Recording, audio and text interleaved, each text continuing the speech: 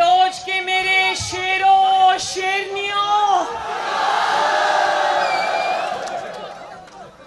आपको कश्मीर के बेटे, बलोच के बेटे मोहम्मद नवाज शरीफ का सलाम। आपको कश्मीर के बेटे मोहम्मद शहबाज शरीफ का सलाम।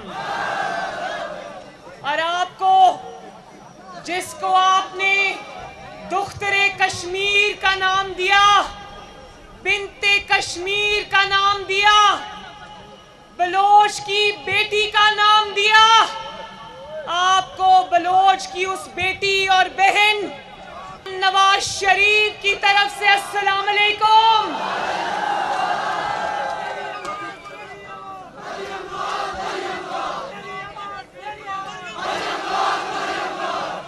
बहुत मेहरबानी बलोच के अवाम, आपकी बहुत बहुत मेहरबानी। जिस मोहब्बत और शफकत से आपने अपनी बेटी और बहन का इस्तकबाल किया है, मैं तहे दिल से आप सबकी शुक्रगुजार हूँ। और बलोच वालों, मैं कहाँ कहाँ देखकर खिताब करूँ? पहाड़ों पे देखूँ या छतों पे देखूं, या बरामदों में देखूं, या चबूतरों पे देखूं, या ढलानों पे देखूं, या इस मैदान में देखूं? मैं कहां कहां देखूं? हर जगह अवाम का एक जम्मे गफीर नजर आ रहा है।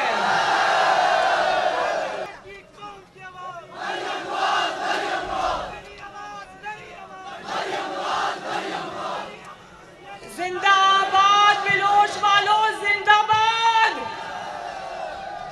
सबसे पहले मेरे साथ एक नारा लगा दो, फिर तकरीर शुरू करते हैं। नाराए कश्मीर। जब मैं ये नारा लगाती हूँ ना, नाराए कश्मीर, जिए कश्मीर, तो मेरे रोंगटे खड़े हो जाते हैं, क्योंकि मेरी रगों में खालिस कश्मीरी खून है।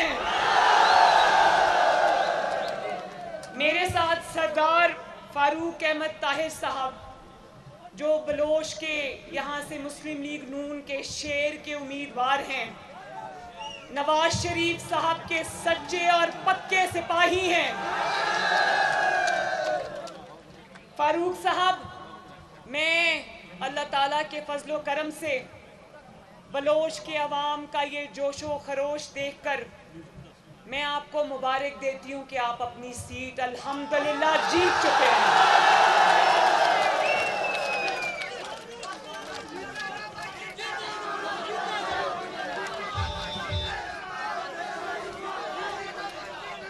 बलोच वालों,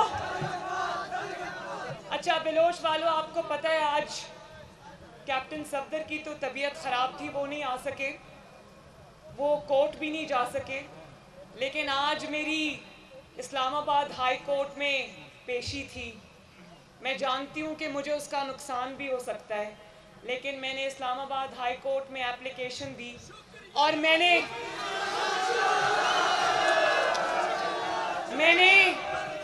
ये सोचा, भले ही अदालत मुझसे नाराज हो जाए, लेकिन मैं बलोच वालों से मिले बगैर पाकिस्तान वापस नहीं जाऊंगी। बलोच वालों, आपने अभी एक बड़ा जबरदस्त नारा लगाया, मैंने सुना। मैं सबसे पहले तो ये बलोच की इतनी बड़ी तादाद में जो यूथ यहाँ पर जमा है, मैं सबको अपना बहुत बहुत प्यार और दुआएं देना चाहती हूँ। मैं आप सबके, मेरे यूथ के, मुस्लिम लीग नून के शेर जवानों, मैं सबके जज्बे को, दिल से आपके जज्बे की कदर करती हूँ और आपको दोनों हाथों से सलाम करती हूँ। बलोच की यूथ ने एक नारा लगाया, अभी मुझे बहुत अच्छा लगा और मुझे खुशी भी हुई। आप सब ने नारा लगाया ना, मियाँ जदों आवेगा ते लग पता जावेगा। मियाँ जदों आवेगा, मियाँ जदों आवेगा, मियाँ जदों आवेगा, मियाँ जदों आवेगा। बलोच वालों, अभी तो मियां आया ही नहीं है और इनको पता लग गया है। नवाज शरीफ से जान निकलती है इनकी। नवाज शरीफ का नाम सुनते ही नवाज शरीफ के मुखालिफिन पर, इमरान खान पर कपकपी तारी हो जाती है। देखो, नवाज शरीफ को इकामे पर बाहर भी निकाल दिया, बेटे से तनख्वाह ना लेने के मुज़हिका के इस जुर्म पर बाहर भी निकाल दिया, वज़ारत उज़्मा भी छीन ली, मुस्लिम लीग नून की सदारत भी छीन ली, जेलों में डाल दिया, झूठे मुकदमे बना दिए, जेल में कत्ल करने की साजिश भी की। लेकिन 3 साल के बाद भी, जाली हुकूमत के 3 साल के बाद भी बलोच वालों, आज भी इमरान खान की सुबह भी नवाज शरीफ से होती है, उसकी शाम भी नवाज शरीफ से होती है। वज़ीर आज़म, वज़ीर आज़म, वज़ीर आज़म, वज़ीर आज़म, वज़ीर रोज बजाय इसके कि काबीना के इजलासों में या अपनी मीटिंग्स में वो ये तय करें कि आज अवाम की भलाई की तरफ किस चीज़ पर, किस इशू पर तवज्जो देनी है, सुबह से शाम और शाम से रात सिर्फ यही प्लानिंग होती है कि नवाज शरीफ को किस तरह रोकना है। ओ अकल के अंधो, अगर इंसानी प्लानिंग से नवाज शरीफ को रोका जा सकता तो आज नवाज शरीफ का कोई नाम लेवा भी ना होता। लेकिन आज 3 साल हो गए, 3 साल हो गए। आज पाकिस्तान और कश्मीर के तूलो अर्ज पर जहां जहां में गई, जहां जहां इलेक्शन हुआ, लोगों ने नवाज शरीफ की आवाज पे लब्बैक कहा।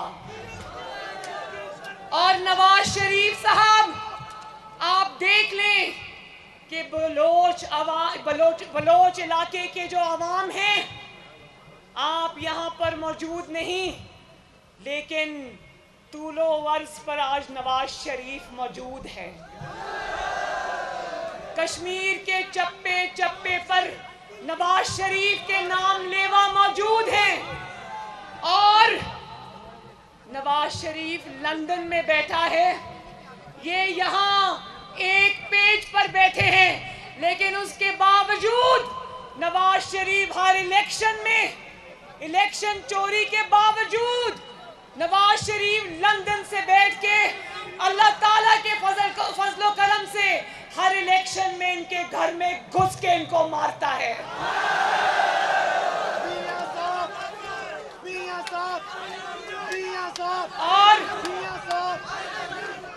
और ये भी याद रखो, अब 99 की तरह नवाज शरीफ अकेला नहीं है। नवाज शरीफ के साथ अल्लाह ताला के बाद उसकी ये बेटी उसकी सिपाही बनकर खड़ी है। आज 99 के बाद सर तोड़ कोशिशों के बावजूद अल्लाह के फजलो करम से नवाज शरीफ की जमात मुस्लिम लीग नून नहीं टूटी। उसकी वजह यह है कि मुल्क के, पाकिस्तान के और आज़ाद कश्मीर के अवाम नवाज शरीफ के साथ खड़े। तुम्हारे प्रोपेगेंडा के बावजूद, तुम्हारे झूठों के बावजूद, तुम्हारे इल्जामात के बावजूद आज बलोच के ये मेरे भाई बहन, बुजुर्ग माएँ बहनें, वो जो वहाँ खड़ी हैं बड़ी तादाद में, सब कश्मीर के इन पहाड़ों की तरह पहले से बढ़कर आज भी नवाज शरीफ के साथ। शरीफ हमारी जान ही नहीं, नवाज शरीफ हमारी आन भी है, हमारी शान भी है। और जो जुल्म तुमने नवाज शरीफ के साथ करने थे कर लिए। अब याद रखना, अल्लाह ताला की ताकत के साथ आज उसकी बेटी और ये अवाम उसके साथ खड़े हैं। उसकी तरफ मैली नजर से भी मत देखना। ये म्यूजिक बंद करें जी प्लीज। और ये जो नारा लगता है ना, बच्चा बच्चा कट मरेगा, कश्मीर सूबा नहीं बनेगा, तो बलोच के मेरे गयूर अवाम, मैं आपको ये बता देना चाहती हूं कि ये साजिश तैयार है। पहले कश्मीर को मोदी की झोली में फेंक कर आ गया और अब आजाद कश्मीर का तशख्खुस, उसकी पहचान छीनने की तैयारी है।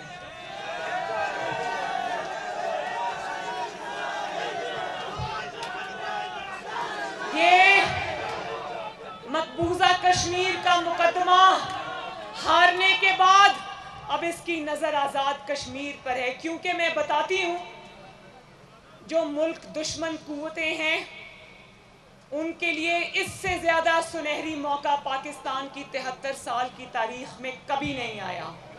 वो जानते हैं कि जिस तरह 73 साल की तारीख में पहली मर्तबा कश्मीर फरोशी का दाग इमरान खान के चेहरे पर लगा, इसी तरह उनको पता है कि जो गलत काम करवाने हैं, जो कोई अवामी वजीर आजम नहीं करेगा, वो गलत काम इमरान खान से करवा लो, वो सौदेबाजी इमरान खान से करवा लो, क्योंकि उसमें ना जुर्रत है, ना शर्म है, ना उसमें पाकिस्तान की और कश्मीर के अवाम की मोहब्बत है।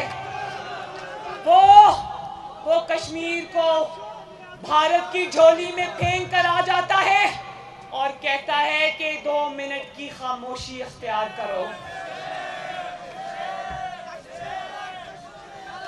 कश्मीर की साजिश, कश्मीर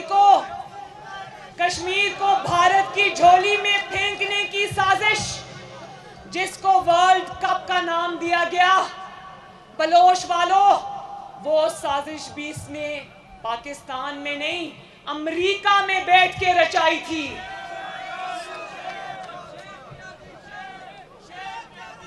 और हमें बताया गया था अमेरिका से वापस आने के बाद कि मुझे ऐसा लग रहा है जैसे मैं वर्ल्ड कप जीत के आया हूं। बाद में बलोच के अवाम को पता चला कि वो वर्ल्ड कप कश्मीर को भारत की झोली में फेंक देने का वर्ल्ड कप था। और उसके बाद झूठ पे झूठ पाकिस्तान के जो कौमी राज है ना, बलोच वालों, कश्मीर वालों, पाकिस्तान के जो कौमी राज है ना, जिनको असल में गलतियां कहना चाहिए, ब्लंडर्स कहना चाहिए, वो सिर्फ पाकिस्तानी कौम को ही मालूम नहीं, बाकी पूरी दुनिया को मालूम होते हैं। तो मैंने ये खबर पढ़ी कि ईद से पहले अवाम पर पेट्रोल बम गिराने की साजिश हो रही है। मैंने अभी ये पढ़ा कि 1 लीटर पेट्रोल जो है उसको 11 रुपए का इजाफा करने की सिफारिश की गई है।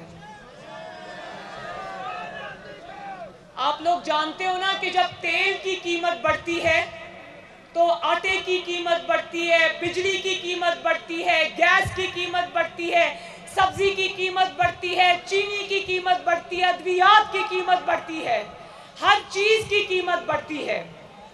और जो कुछ आप लोग अपने घरों में इस्तेमाल करते हो, जो भी खाते हो पीते हो, अपने बच्चों को खिलाते हो, उन सब चीजों की कीमतें तेल की कीमत के साथ बढ़ती हैं। और आप सबको फर्क पड़ता है, हमें फर्क पड़ता है, क्योंकि आप सब लोग मेहनत की रोजी रोटी कमाने के आदी हो, अपने बच्चों को मेहनत की रोजी रोटी खिलाते हो। इससे हम सबको तो फर्क पड़ता है, पाकिस्तान के अवाम को तो फर्क पड़ता है, लेकिन इमरान खान को फर्क तेल की कीमत बढ़ने से इसलिए नहीं पड़ता कि इमरान खान तो साइकिल पे ऑफिस जाता है। साइकिल में पेट्रोल तो नहीं डलता ना। मेरा ख्याल है कि जिस तरह इसने अवाम को कहा था कि सुकून सिर्फ कब्र में है, अब उसको ये कह देना चाहिए कि जिनके पास गाड़ी है वो भी साइकिल खरीद लें, जिनके पास मोटरसाइकिल है वो भी साइकिल खरीद लें, इसलिए कि उनको फिर तेल की कीमतें बढ़ने से फर्क नहीं पड़ेगा। तो इमरान खान तो साइकिल पे वजीर आज़म ऑफिस जाता है, वो वाला वजीर आज़म ऑफिस जो उसने एक यूनिवर्सिटी में खोल रखा है। याद है ना, कहता था वजीर आज़म ऑफिस को आवाम के लिए यूनिवर्सिटी बना दूंगा। तो वो यूनिवर्सिटी जिसमें उसने वाइस चांसलर से एक कमरा किराए पे लिया हुआ है, साइकिल पे बैठ के आएगा, उस किराए के कमरे में चला जाएगा, उसको तो कोई फर्क नहीं पड़ता। पड़ता है फर्क तो उसको पड़ता है ना जिसकी रोज की जो आमदनी है उसमें उसको अपने बच्चों को रोटी भी खिलानी है, उसने अपने बच्चों की स्कूल की फीसें भी देनी है, उसने अपनी मोटरसाइकिल या गाड़ी या रिक्शा या जो भी है उसमें उसने पेट्रोल भी डलवाना है, उसने गैस के लिए सिलेंडर्स भी खरीदने हैं, उसने बिजली तो आती नहीं, इमरान खान के दौर में इतने लंबे लंबे बिल आते हैं, वो बिल भी उसने देने हैं। और फिर उसके घर में मरीज भी हैं, हो सकता है किसी के माँ बाप शुगर के मरीज हों, ब्लड प्रेशर के मरीज हों। जानते हो इंसुलिन की, जो शुगर के मरीज इंसुलिन लगाते हैं, घर घर में शुगर का मरीज है, शुगर के मरीजों के लिए इंसुलिन और एंटीबायोटिक्स और इस तरह की वो दवाइयाँ जो इंसानों की जिंदगियां बचाने के काम आती हैं, अभी कल परसों 10वीं बार उनकी कीमतों में इजाफा हुआ है।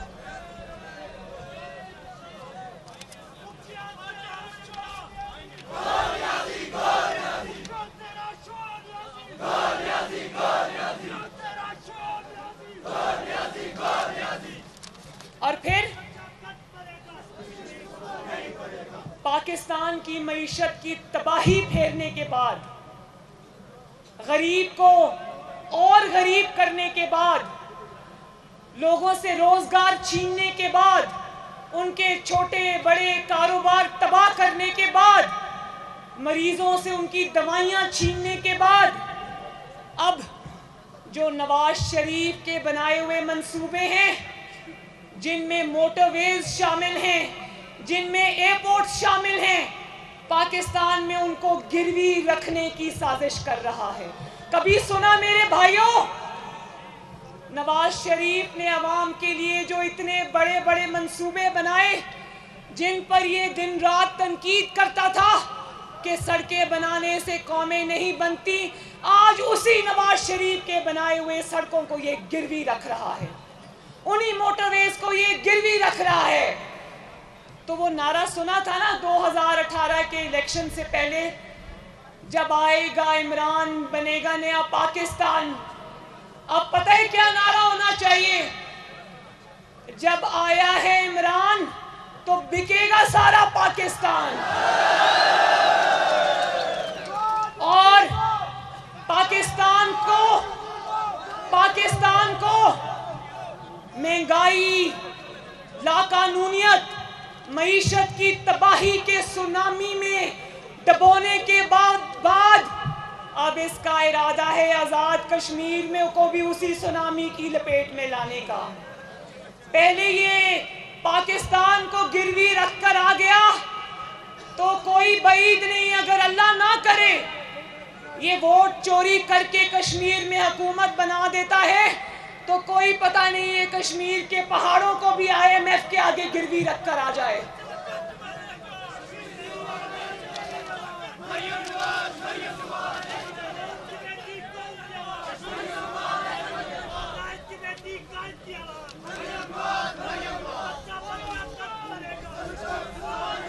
तो बलोच वालों, नवाज शरीफ साहब को मैं आप सबके सामने ये मुबारक देती हूँ कि आपका वोट को इज्जत दो का जो बयानिया है वोट को इज्जत दो का जो नारा है वो कश्मीर न सिर्फ पाकिस्तान के तूलो अर्ज में बल्कि कश्मीर में बलोच जैसे इलाके में। तो बलोच के मेरे भाइयों, मुझसे वादा करो कि जिस तरह आपने नवाज शरीफ का साथ दिया, जिस तरह आपने वोट को इज्जत दो का नारा लगाया, इसी तरह 25 जुलाई को आप न सिर्फ शेर पर मोहर लगाओगे, अपने कैंडिडेट जो मेरे साथ खड़े फारूक साहब, इनको कामयाब कराओगे, बल्कि वोट को इज्जत भी दिलाओगे इंशाअल्लाह। जब तक पोलिंग स्टेशंस का साइन रिजल्ट आपके हाथ में नहीं आ जाता, पोलिंग स्टेशंस को नहीं छोड़ोगे, किसी को अपना वोट चोरी करने की इजाजत नहीं दोगे, तब तक पोलिंग स्टेशंस के बाहर और अंदर मौजूद रहोगे जब तक आपको रिजल्ट ना मिल जाए। क्योंकि वोट चोर आधी वोट चोर है।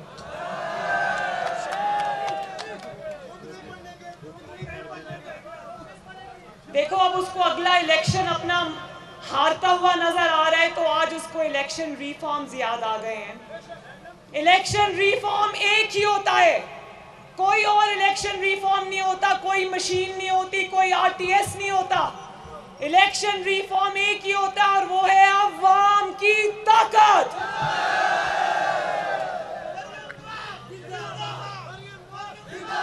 नवाज शरीफ जो सुन रहा है, चाहे वो सिलेक्टर्स में से हो या पिटा हुआ सिलेक्टेड हो, सुन लो कि नवाज शरीफ और अवाम के दरमियान से हट जाओ। अगर तुमने इलेक्शन चोरी करने की कोशिश की तो तुम नवाज शरीफ की ये ताकत तो काम नहीं कर सकते, तुम उल्टा अपना ऐसा नुकसान कर लोगे कि तुम्हें इस धरती पे तो क्या जमीन के नीचे भी मुंह छुपाने की जगह नहीं मिलेगी। तुम्हारा यौमे हिसाब करीब है और अल्लाह ताला के बाद पाकिस्तान की और आजाद कश्मीर की आवाम तुमसे हिसाब लेगी इंशाअल्लाह। अक्सरियत से कामयाब कराओगे तो इंशाअल्लाह मेरा वादा है कि बलोच का इलाका दिन दुगनी रात चौगनी तरक्की करेगा। और आप जानते हो ना कि नवाज शरीफ और मुस्लिम लीग नून का कोई भी वादा झूठा नहीं होता। नवाज शरीफ अपना नुकसान तो कर लेता है लेकिन अवाम का सर नहीं झुकने देता, अपने वादों का पास रखता है। तो इंशाअल्लाह 25 जुलाई को आजाद कश्मीर की वादियों में 25 जुलाई को अपने घरों में कोई भी ना बैठे। मेरी जो माएं, बहनें, बेटियां वो पहाड़ पर बैठकर सुन रही हैं, वो भी वादा करें कि 25 जुलाई को अपने घरों में नहीं बैठोगे, अपने दोस्तों, बच्चों, वालिदैन, बहन भाई, मोहल्लेदारों को लेकर निकलोगे और किस पर मोहर लगाओगे? मिलकर नारा लगा दो, ठप्पे पे ठप्पा। नहीं, पीछे वाले भी बोले, ठप्पे पे ठप्पा, ठप्पे पे ठप्पा। इंशाअल्लाह शेर जीतेगा और इंशाअल्लाह ताला 25 जुलाई को बल्कि 26 जुलाई की सुबह को आजाद कश्मीर की आजादी और तरक्की का सूरज तलू होगा इंशाअल्लाह। बलोच जिंदाबाद, आजाद कश्मीर जिंदाबाद, नवाज शरीफ, शहबाज शरीफ, पाकिस्तान पाइंदाबाद। और एक बार आखिर में नाराए कश्मीर, जिए कश्मीर। आपका बहुत बहुत शुक्रिया। अल्लाह ताला आपको अपने घरों में खुश रखे, आबाद रखे, जीते रहो, हंसते रहो, बसते रहो। अल्लाह हाफिज।